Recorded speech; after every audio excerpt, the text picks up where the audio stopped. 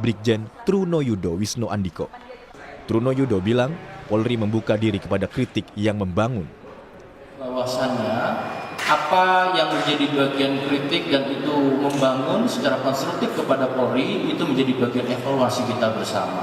Kepolisian Republik Indonesia, sebuah institusi yang seharusnya menjadi garda terdepan dalam menegakkan hukum dan menjaga keamanan rakyat. Namun, mengapa justru banyak kasus yang menunjukkan bahwa Polri masih jauh dari kata ideal?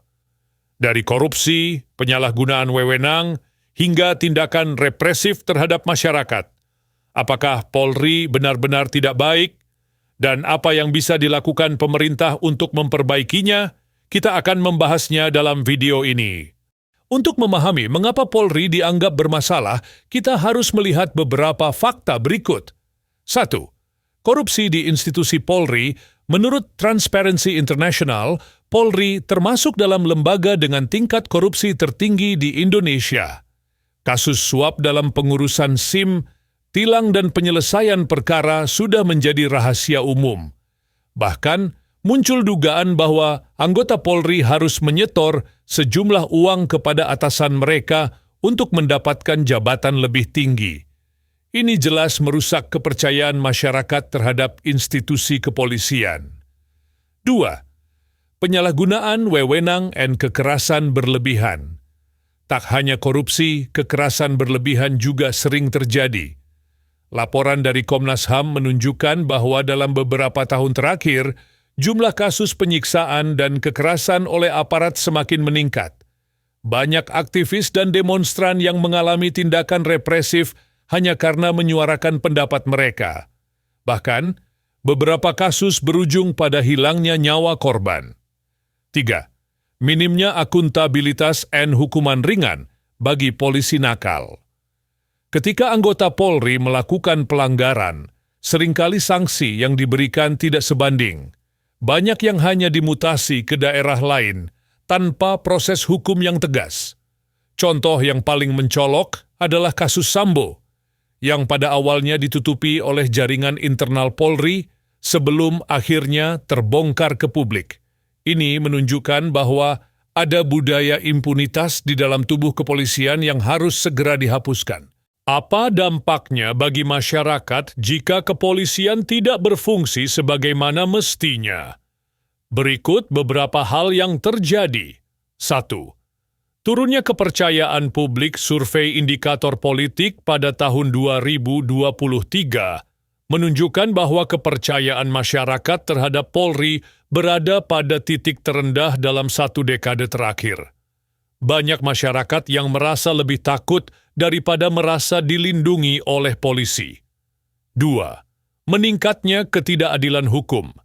Ketika hukum bisa diperjualbelikan, maka mereka yang memiliki uang dan kekuasaan akan selalu berada di atas hukum, sementara rakyat kecil diperlakukan dengan sewenang-wenang.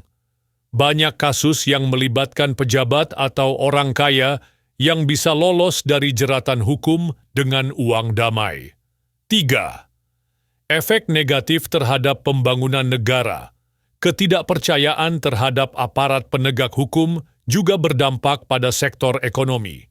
Jika Polri tidak dapat dipercaya, investor asing pun ragu untuk menanamkan modal di Indonesia. Selain itu, kejahatan terorganisir seperti narkoba dan perjudian ilegal bisa berkembang dengan bebas jika ada oknum aparat yang justru melindungi bisnis haram tersebut. Solusi untuk perubahan. Jika Polri ingin berubah, maka ada beberapa langkah konkret yang harus dilakukan oleh pemerintah.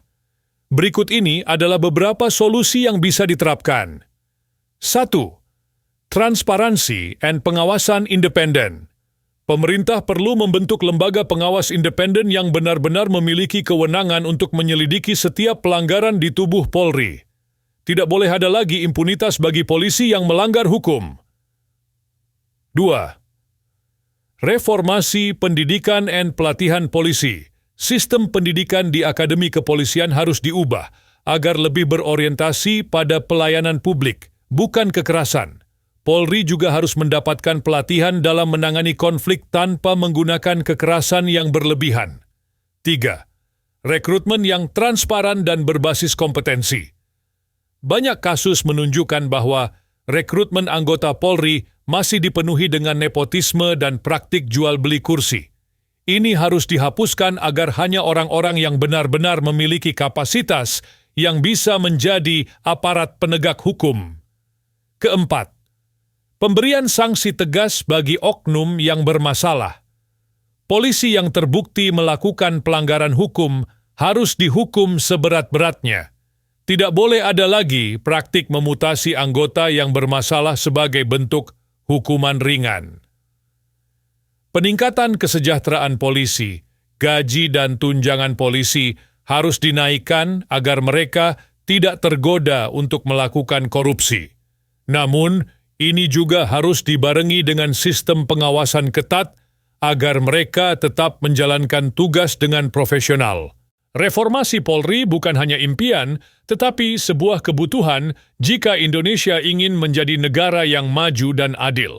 Keamanan dan keadilan tidak akan terwujud jika institusi yang seharusnya menegakkannya justru menjadi bagian dari masalah.